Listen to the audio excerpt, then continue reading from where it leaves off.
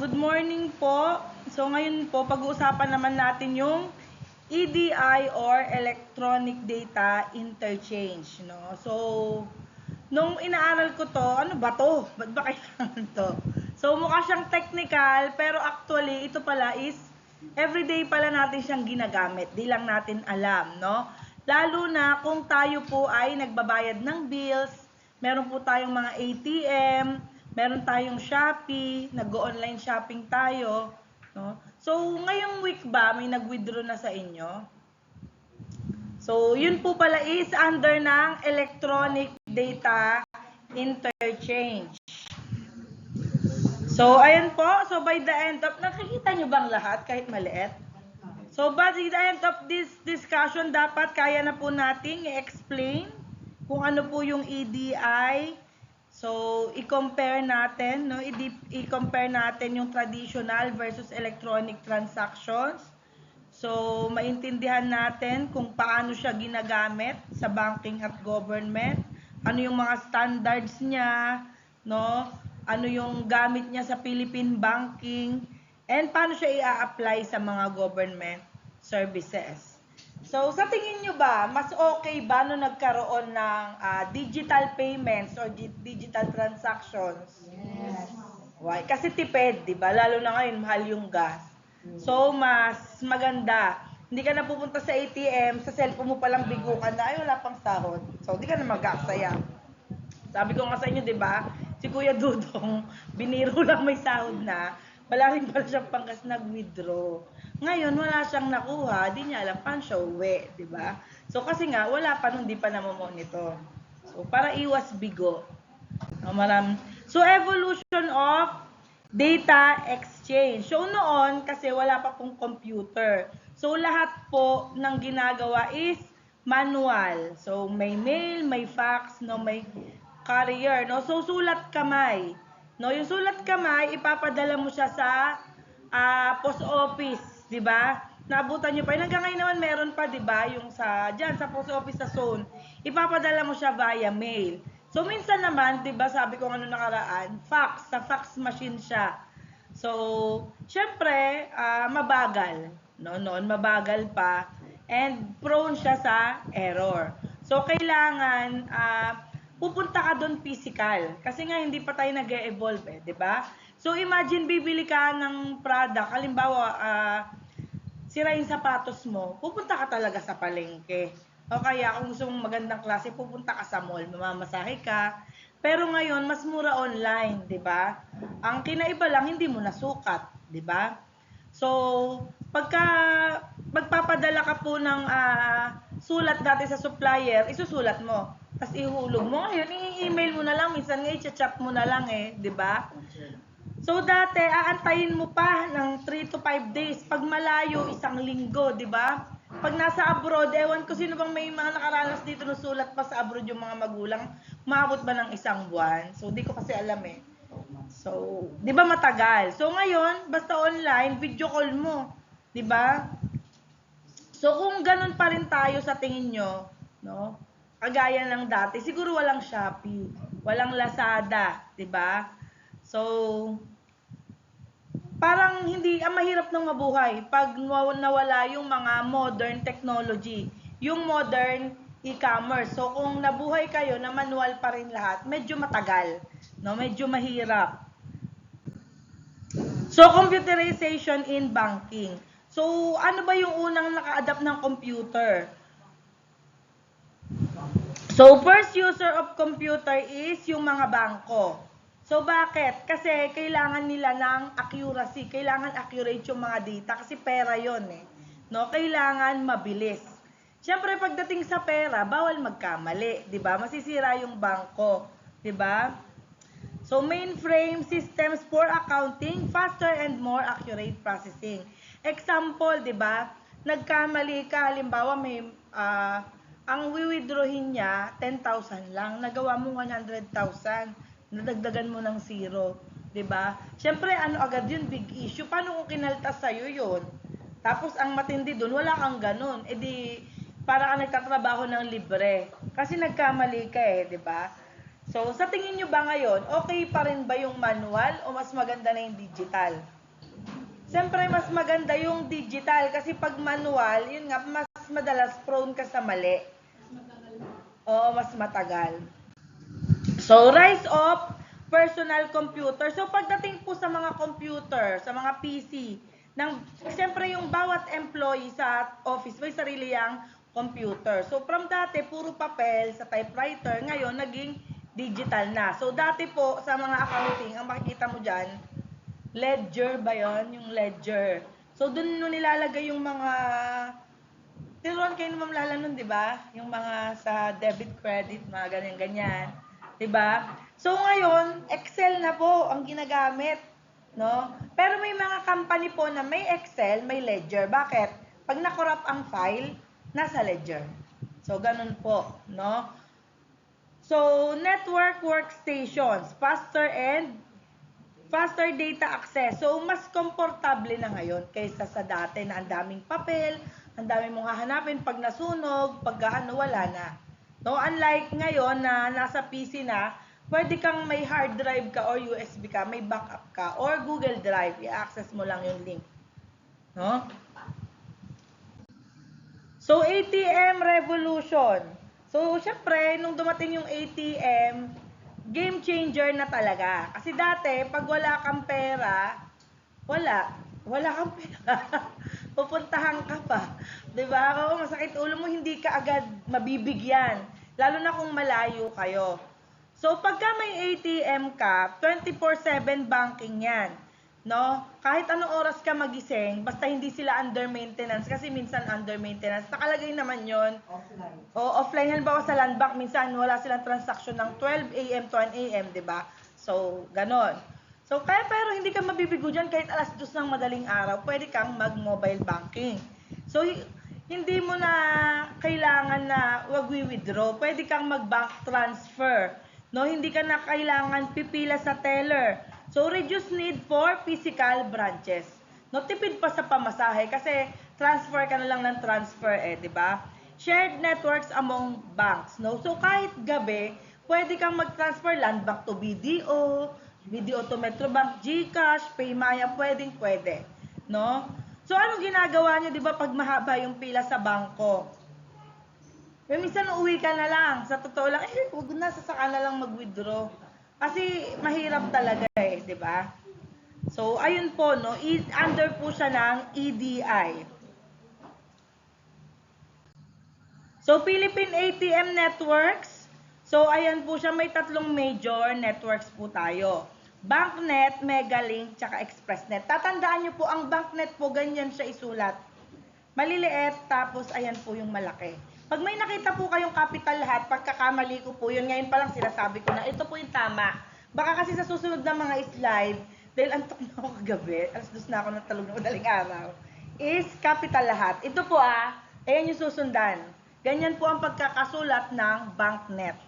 Okay po. So, ayan po yung tatlong major networks natin. BancNet, Megalink, tsaka ExpressNet. So, kahit yung card mo, kung BDO yan, pwede ka mag-withdraw sa ibang ATM. So, di ba? Kasi nga, iyan lang naman yung tatlo natin. Okay po?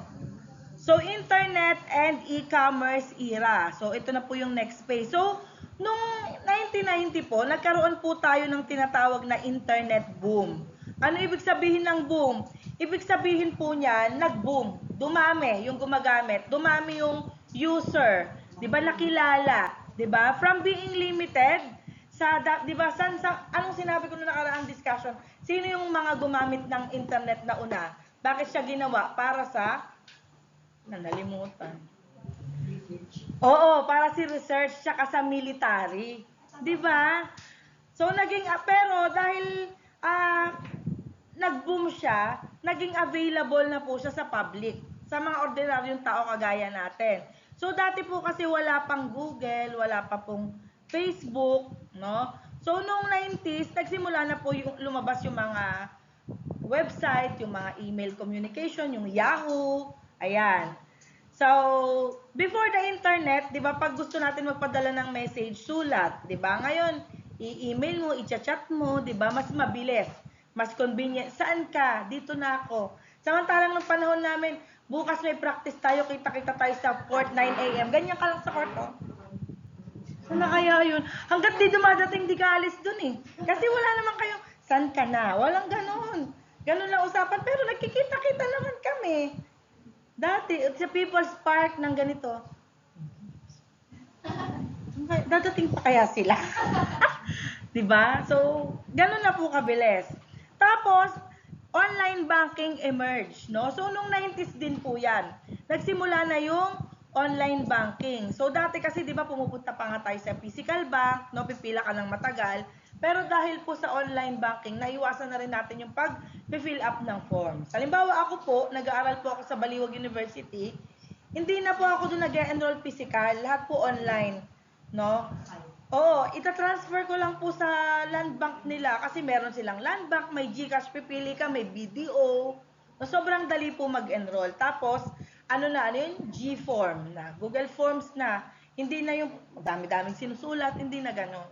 No? So, yung isa kong kaklase, medyo hindi niya alam na pwede yun. Nag-usap kami. Sabi niya, di ba sayang yung pera, yung mag-enroll ka lang naman, tapos uuwi ka. Sabi ko, bakit ka nag-enroll face-to-face? Nag-enroll ako online. Tapos sabi niya, ay, ganun sa susunod na SEM, ganun na lang gagawin ko. So, hindi kasi siya nag-email, nagsadya siya ng personal. So, ako kasi, nag-email ako. Kaya, sinabi ko, malayo yung Bataan, medyo inueyan ko, dulo ka ako to ng Bataan. Oh, dulo to, di ba? Charot. Totoo, di ba? Inueyan ko para ibibigay ka. Para maawa. Minsan nga pagka magpe-face to face, nag-OA din ako. Ay, dulo pa po ako. Malayo po kami sa Balanga, 1 hour. Ganun. Kaya lang dumami may mga taga-Orion, taga-Lima. O di sige, papasok na lang face to face. Nag-OA pa naman ako dito, tas ganyan kayo. So, pero dahil po sa internet, yung mga online, pwede mo yan gawin kahit nasa bahay ka, nasa school ka, basta may internet ka, di ba? Pwede ka magbayad ng bills, pwedeng habang nagdi-discuss ako dito, nag-check out kayo dyan, di ba? So, naging mas efficient po yung buhay ng tao. So, next po, start of e-business. Diyan na po yung nagsimula yung e-business. So, ano yung e-business? Kumbaga, nagbukas na yung business gamit po yung internet, no? So, nakapagbukas na ng mga e-commerce platforms, no? Yung social media products, nasa online na po, no? So, marketing through website, sa TikTok, sa Shopee, sa Lazada, sa Shein. So, sobrang dami. Temu, ang dami na di ba? Zalora, kung medyo may pera-pera ka, di ba? O tapos, madali ka na rin makipag-communicate sa customers. No? So, diyan po nagsimula yung early version ng mga kilala nating online shopping ngayon. So, kung dati bibili ka ng damit, pupunta ka sa mall, o kaya, naabutan nyo ba sa bayan yung importage ba yun? Noong panahon namin kasi yun yung bilihan ng mga, dyan sa bayan, yung medyo magagandang damit. Kung wala ng importage, yung Mirnas na sa bayan. Yung mga ganon. Tapos minsan pag-agro, ganyan. O so ngayon, feeling ko nalugi yung mga, anong tawag sa palengke? Yung mga, yung parang ganon. Yung mga butik, nalugi yun kasi mas mura sa Shopee, di ba? Sa TikTok. Oo, yung sa K-Shell, yung mga sandals, namimilay ko doon. Ay, ngayon yung pinakamagandang bilihan ng Fashion Hive. Nakabili din ako doon kasi, syempre pag online naman, hindi mo ma-anticipate kailan dadating. So, sa Fashion Hive, nakakapili ka agad. So, ganun po. So, ngayon, di ba, sa Shopee, sa Lazada, sa TikTok, doon na lang tayo bumibili kasi ang mura. Kaysa yung bibili ka sa, mahal. Ako pa naman, basher. Huwag mas mura sa Kahit sa agro ngayon, huwag mo, mas mura sa TikTok yan. Sa akin ka na lang bumili, papasok sa link. Diba? So, ngayon po, ganun na. So, mahirap nang bumalik sa buhay na walang internet para sa akin. Para sa inyo ba? Kasi pagising ng umaga, di ba? Nature of EDI. So what is EDI? Exchange of data between organizations. So yung EDI, form po siya ng pagpapalitan po ng communication or ng data pala between organizations. no? Halimbawa, yung mga company sa mga e-commerce or internet business, no? Pero ano siya, digital. Hindi po siya gagamit ng papel. So, ibig sabihin, halimbawa po si supplier tsaka si retailer, 'di ba, magkausap. So, syempre, nag-uusap po sila, ilan ba yung order mo? Ganyan. Ano-ano ba? 'Di ba? So, nag-uusap po sila gamit po yung data. Kagaya po ng orders. Tapos, sisendan yan ng invoice tsaka ng resibo. So, hindi na manual. Digital na lang yon. So, uses standard format. So, may mga sinusunod po silang mga format, no? Pare-pareho po yung structure ng data. Kaya, kahit po yung company, maiba man yung kausap nila, nagkakaintindihan po sila ng system kasi meron po silang isang format na sinusunod. Pangatlo, computer-to-computer communication. So, wala ng manual typing. System to system na lang, mas mabilis. At mas madalang po yung error, mas efficient. So, pag nag-order po yung supermarket sa supplier niya, automatic po yun na ipapadala na po ng system yung order details. So, hindi na nila kailangan mag-print. I-input na lang nila, magsisend doon, tapos ipapadala. No? So, yung EDI, mas mabilis, mas standardized kasi po, automated siya, no? Na palitan ng business data. Key characteristic of ADI, yan, paperless transactions, automated processing, faster communication, and reduce error. So, accurate. Imbis po na magpiprint pa po kayo ng resibo, ng invoice, automated na po yun sa system, no? So, syempre, mas maganda po yun kaysa po yung sa resibo na manual. So, ayan po. So, let's compare naman traditional system versus EDI para po mas maintindihan nyo. So, sa traditional system, paper-based. Siyempre, traditional, ibig sabihin noon pa yan. Gumagamit ng papel sa mga invoice, sa mga resibo, di ba? Tapos, manual encoding. May mga tao pa na nagtatype. Sila po yung nag-encode ng data. So, siyempre, slow, mabagal. No, matagal yung process kasi nga ipiprint pa, i-deliver pa, i-encode pa. No, halimbawa, 'di ba? And high risk of human error kasi nga manual. Halimbawa, 'di ba, yung doon sa registrar na kung nasabi ko na, yung TOR po tina-type lang. So sabi ko, paano pagkapatapos ka na nagkamali? Ano pong gagawin? Uulitin. Kasi TOR yun eh, bawal may correction tape. Uulitin mo yun, itatype mo ulit. So, di ba, mas mahirap. So, high printing and storage and labor. Kasi nga, pag mas maraming papel, mas marami tayong kailangan pagtambakan. Saan to pwedeng itambak? Di ba? So, halimbawa, mag-order ka. Siyempre, pag nag-order ka dati, ipiprint mo yung order form. Tapos, ipapadala mo yun. Tapos, i-encode yun ng receiver. So, matagal siya bago ma-process. So, sa EDI or Electronic Data Interchange, digital na. Lahat po electronic na wala ng papel. Naka-scan na, digitized na, nasa system na. No? Automated na. System na po yung nagpa-process. Kaya lang, minimum human intervention na. Kasi nga system na. So, bawas na sa tao. Oo, kasi sa manpower. Kasi computer na eh.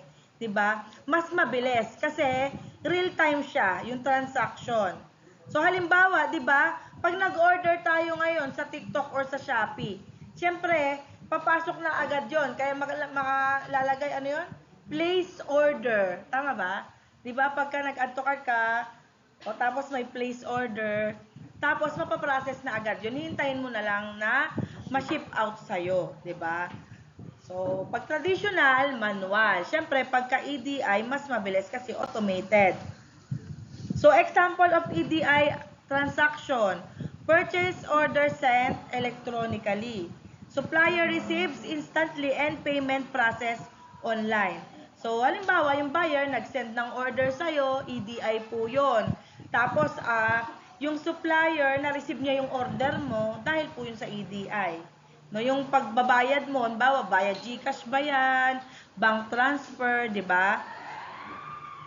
So, yung order mo, siya po yung nasa system. Yung seller naman, ang tawag doon, maaano siya sa order mo. mano-notify, 'di ba? Oo, marireceive niya kasi ay may order siya, ganon, 'di ba? Sa tayo may tanggap na message as a notification. So syempre, pag may na-receive kang ganon, may payment. So automatic na 'yun minsan, auto ano ka sa GCash, no? Auto deduct.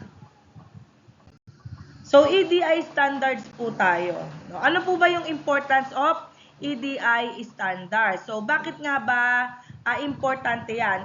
It ensures compatibility. Ibig sabihin, kahit po magkaibang company, yung ginagamit, may kaiba kayong company, pero yung system po na ginagamit nyo, nagwo-work pa rin. No? Para siyang universal connector. So kahit po iba-iba, nagkakaintindihan. No? Yun po siya, yung software. Common language between system. So meron lang daw po silang isang language na sinusunod. Kahit po magkaibang bansa or kumpanya sila, same format po sila ng data, kaya hindi po sila nagkakaroon ng miscommunication. Avoid errors, kasi nga, dahil same sila ng format, meron silang standard na format na sinusunod, nababawasan po yung pagkakamali nila. No, yung mga maling data inputs, no, yung mga misinterpretation po ng information, nababawasan po yon. So, kung wala pong standard, yung form ng communication nila, parang nag-uusap po yung tao na isang Koreano, isang Hapon. Pero di magkakaintindihan ng mga tao, di ba? Maguguluhan. Pero dahil may parehas silang sinusunod na standard, halimbawa parehas silang marunong mag-English, di ba? So, syempre, magkakaintindihan agad. So, yung EDI standard, it makes communication na maging smooth, accurate, tsaka reliable between systems. So, ano naman po yung major EDI standards? Sa EDI po kasi may tinatawag nga tayong major standards. Ayan po yung mga format na sinusunod po ng iba't ibang bansa tsaka company. Ayan pong ASC X12, ginagamit po yan mostly po sa North America. Yun naman pong UN or EDIFAC, global naman po yan. Ginagamit siya sa iba't ibang country. Para po silang template or para po silang format kung paano po yung isi-set up yung data para mas magkaintindihan sila. So, pag nakita nila yan, alam na nila, ay ano to, account to ng North America. No, ganun po siya. So, ito pala, ano to, global siya. Mas malaki yung sakop niya. Ganun po. So, example of transactions. So, sa AXC X12 po kasi may specific code po na ginagamit po para sa bawat document. Halimbawa, ayan po, purchase orders, 850.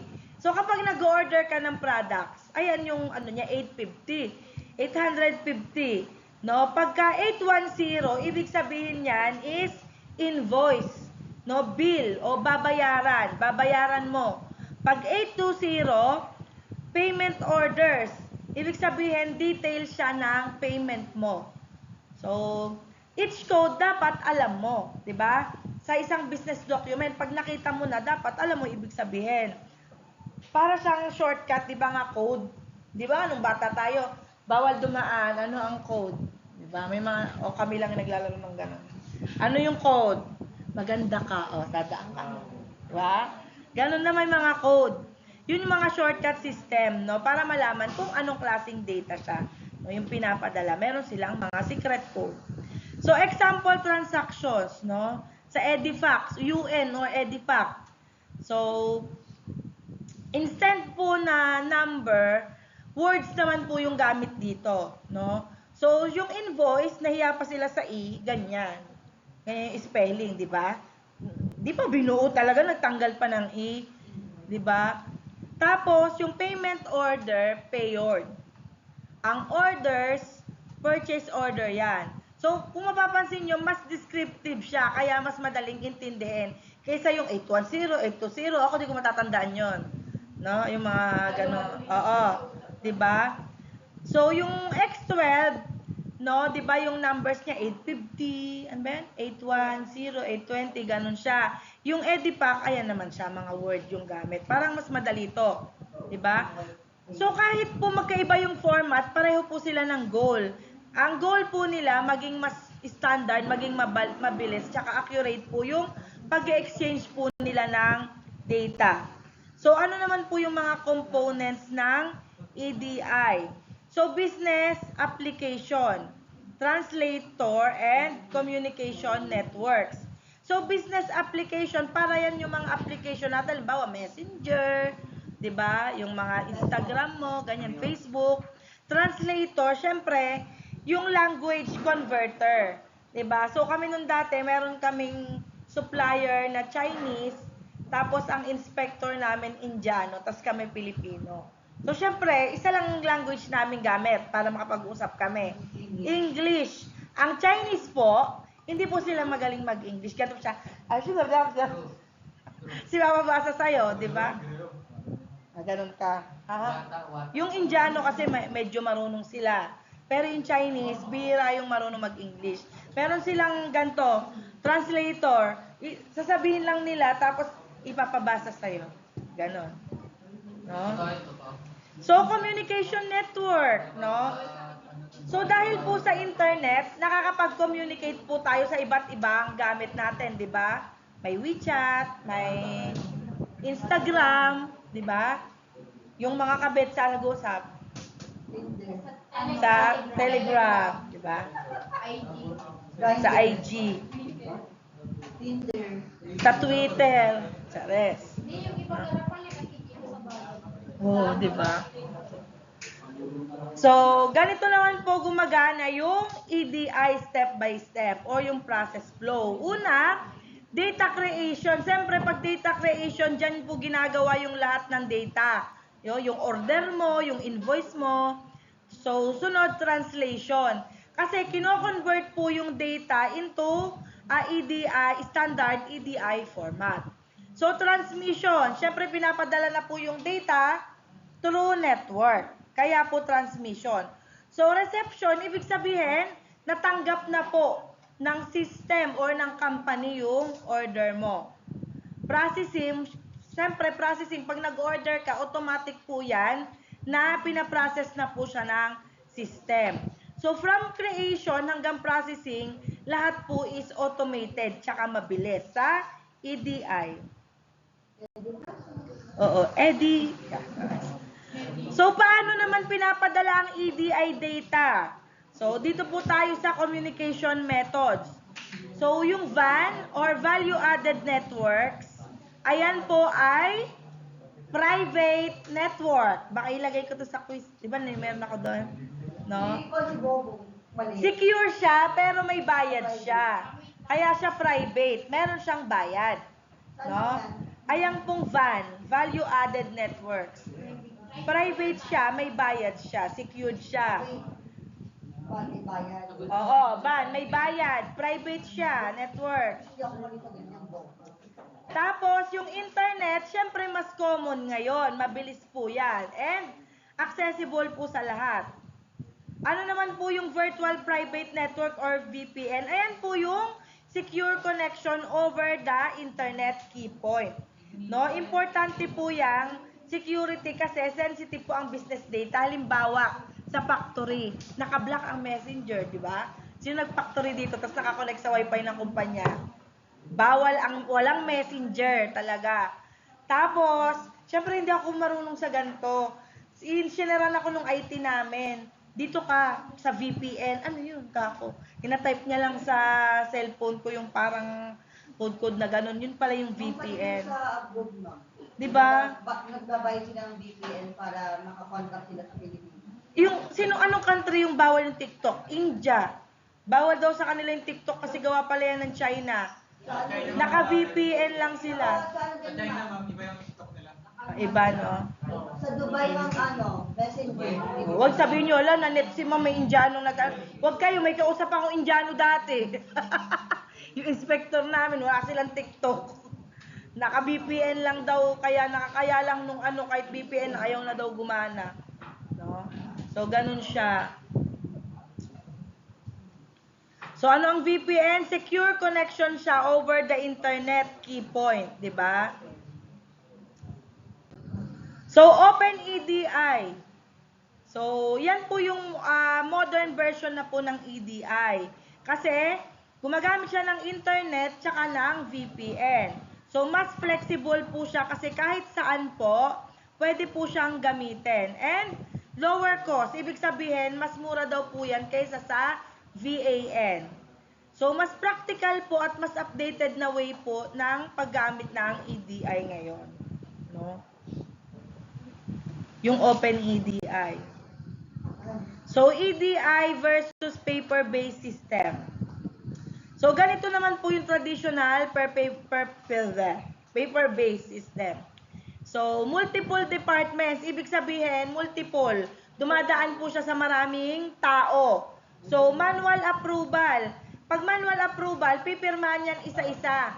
Parang clearance. Di ba pag nagpapa-clearance tayo sa school, bago tayo makakuha ng card or makapag-marcha, kailangan pirmado lahat. So, syempre, time-consuming. Matagal po dahil sa process, minsan yung pipirma absent, di ba? Oo, nakalib, ganyan, di ba? So, ayun po. So, oo, ano siya, time-consuming, maraming delay. Halimbawa, yung anak ko, no? Ano ba bang ginagawa niyo? Isang linggo pa kayong papasok. Tapos sa exam, kasi daw nakalib yung teacher, nagpagawa pa ng ganito, hinanap pa yung ganyan. Tapos yung notebook pa, tinignan kung kumpleto ng lecture. Yung libro ko, nasagutan lahat. Yung libro mo pag hindi-kompleto, hindi ka makipirma. Oo, ganon. Tsaka pagka yung libro mo sa kanila, hindi nakabalot, ipipirmahan yung clearance. Oo, yan. Grabe naman kami nga, bato eh. Tapos wax, hindi. So, EDI-based process. So, kung kanina na yung paper-based po, ito naman po yung EDI-based process ay automated workflow. So, system na po yung gumagawa, hindi na tao. So, less manpower na dito. So, faster transaction, siyempre, hindi ka na kailangan mag-wait dito kasi mas mabilis. So, real-time updates, agad mo pong makikita yung status niya. Kung single ba siya or ready to mingle. Chares. Makikita mo kung na-process na ba siya, di ba? So, pag paper-based, mabagal. Pag EDI, mabilis. So, ano naman ang advantage ng EDI? Siyempre, speed. Pag speed, mabilis. Accuracy. Siyempre, medyo makakatipid ka, makakakos ka ng saving. Kasi yung ganito, bibilin mo lang siya ng mahal yung system. Pero in the long run, mas tipid siya. So, siyempre, reduce human error. Ano naman ang disadvantage? Siyempre, lahat may disadvantage, di ba? High setup cost. Yun nga sabi ko, sa simula, mahal. Bibilin mo yung system, di ba? Mahal talaga. Yung mga machine, oo, halimbawa yung mga kiosk namin dyan, project ng IT yan, di ba? O, tagba magkano sila? Tag 225, isang bata. O, magkano yan? Ilan sila sa isang grupo? 2.5 bawat isa. Diba? So, it requires technical knowledge. Siyempre, kailangan yan ng IT skills. Diba? Security concerns. Siyempre, hindi siya, risk siya sa data kung hindi secured. Kaya kailangan secured.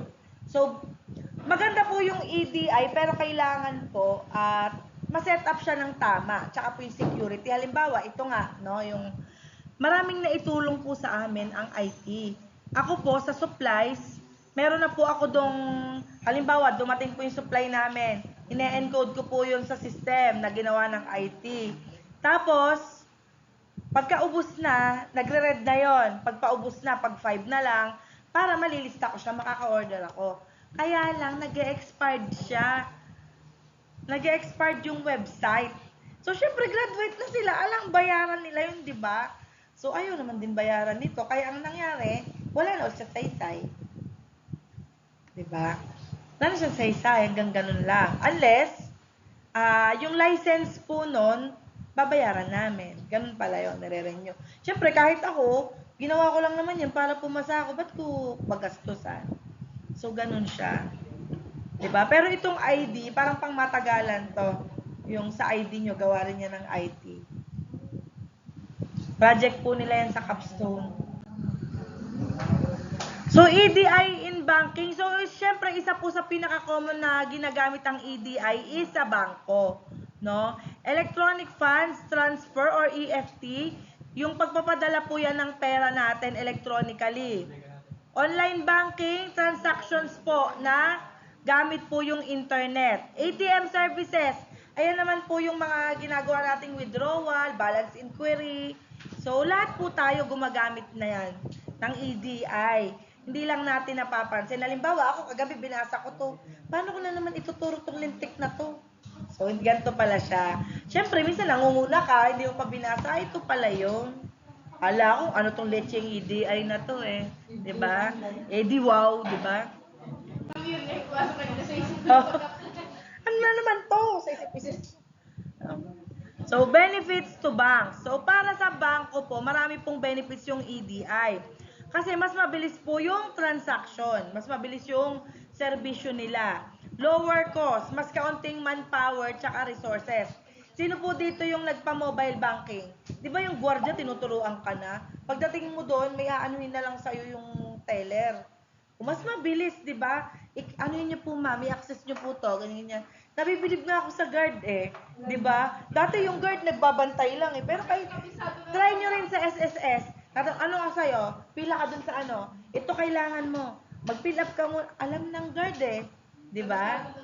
Dati yung guard, walang pakialam yan eh. Ang ano lang niya, seguridad. Pero ngayon, ano lang siya, knowledgeable, di ba? So, better customer service. Siyempre, mas convenient po para sa client pagka naka-EDI. Di ba? Mas efficient po sa bank operation. And siyempre, mas masaya tayo kasi mas madadali tayo. Ayaw natin na pumipila ng matagal. Kundi naman, ayuda. Di ba? Sa ayuda ka, nainitan pa tayo eh. Tapos ano ba to? Bugok na yung ibang itlog na pula. Charot. Nung pandemic, sinong pumila ng gardenia tsaka itlog na pula? Ako. Di ba? Siyempre, di ba? Ay, galing kay Jocas yun. Di ba? Ayun, wala. So, cost comparison. So, compare po natin yung cost ng iba't ibang banking method. So, branch banking, mahal. Pinakamahal po yan. Kasi, may mga staffs dyan, yung mga building nila, yung operations nila, kaya po mahal. So, ATM, syempre mas mura kasi automated na siya eh. Lang siya, parang kiosk, di ba? So, internet banking, syempre, pinaka-cheap yan kasi digital lang naman siya, kayang-kaya natin i-access yan. So, kaya po pinupush ng banks yung mga digital banking para po mas madali, mas tipid, mas efficient, and mas konti po yung pupunta sa kanila. 'Di ba? So, from traditional banking to digital, malaking role po yung EDI para po mas mapabilis, tsaka po mas mura po yung mga financial services. So, ano po yung Philippine example ng BancNet? Yan ang sinasabi ko sa BancNet, capital na lahat, antok na. So, dito sa Pilipinas, yung example po natin ng EDI is ang BancNet. Kasi nga po, network siya ng iba't ibang bangko. Alam ko ang BancNet ba ang Land Bank? Yes, ma'am. Di ba BancNet siya? So, it enables interbank transactions. Kahit po magkaiba yung bangko mo, pwede kang gumamit, no? Pwede kang mag-withdraw. So, gumagamit po, it supports si EDI. Gumagamit siya ng EDI para po mas mabilis yung pag-exchange ng data. 'Di ba? So, kahit po, kaya tayo nakaka-withdraw sa 7-Eleven, kahit sa BDO. 'Di ba? BancNet po kasi. So, SSSnet EDI system. Oh, employers send contributions electronically. Yung mga nagbabayad po sa SSS, ano na po sila nagbabayad, no? Electronic, hindi na po kailangan pipila. Siya haba din ang pila sa SSS eh, no? So, yung bangko po, nagpa-process na din po sila ng mga payment. Tapos, si SSS po, yung tumatanggap ng data. Oh, wag yung ano yun to, tinanong ko pa to sa ate ko kagabi. No? So, yung employer pupunta sa bangko, si bangko na po yung magpapadala sa SSS. Kaya, bawas yun sa mga pipila sa SSS kasi magbabayad ka lang naman. No? Pero kung may ate kayo doon, ako doon, ganun lang. Bahala na siya kung anong gagawin niya, bayad niya. So, syempre, mas mabilis, mas organized po yung process. Marireceive din po yun ng SSS kung hindi po malikot ang kamay. Charot. Kaya sa bangko, minsan kasi pag sa tao, papabayad kayo, minsan inuutang, hindi binabayad. Diba? Kaya sa bangko na lang po kayo magpabayad para sure. EDI in government naman. So, ginagamit din po yung EDI sa government services, sa pagbabayad ng SSS, sa PhilHealth, sa Pag-ibig Fund. No? Ayan po yung mga binabayaran ng mga employee sa employer. So, ngayon po, digital na. Hindi mo na kailangan pumunta. Pwede mo siyang bayaran ng digital. Benefits in government. So, hindi na kailangan pumila ng matagal. No? Kaya, faster service, transparency. Ngayon po, dahil po may mga apps, mas madali mo na pong matatrack. Alam nyo ako, may nag-hack ng account ko sa SSS na maglo-loan. Buti na lang yung ate ko ay nasa SSS. Madaling araw, may email sa akin sa Gmail. Hindi na po ako naghulog ng SSS dahil nung nasa factory po ako nahuhulugan yun. Ngayon po, hindi pa ako nakapaghulog ng yung personal. In-screenshot ko yun, sinend ko kay ate ko. So, yun, in-access niya. Kasi po, pag na-hack po yun, pwede pong gamitin niya yung account ko, maglo-loan siya. Ganun. Gawan niya ako ng utang talaga. Kung sino man yun. So, tas yun, kaya sabi ni ate ko, palitan ko daw yung password kasi nung in-access ko yun, hindi ko siya change password. Ngayon, yung change password ko doon, hindi ko alam. Nalimutan ko, hindi ko na isulat. Paano dati naglalagay ako sa notes? Sabi, wag daw, pag nawala daw yung cellphone ko, lahat daw ng account ko malalaman. O ngayon, walang may alam sa amin. Ko alam, talaga. Pag number, di ko yan maaalala. No? So, reduce corruption. Siyempre, less na yung taong maghahawak. No? Kasi nga, minsan to talaga may insider. Sila yung nanghihiram ng pera. Nangyayari yan sa Pag-ibig, sa GSIS, magugulat ka, bakit may loan ako? Hindi naman ako naglo-loan. Lalo na pag nakikita nila yung tao hindi naglo-loan, hinihiram muna yon, ganon. Mga inside job yon.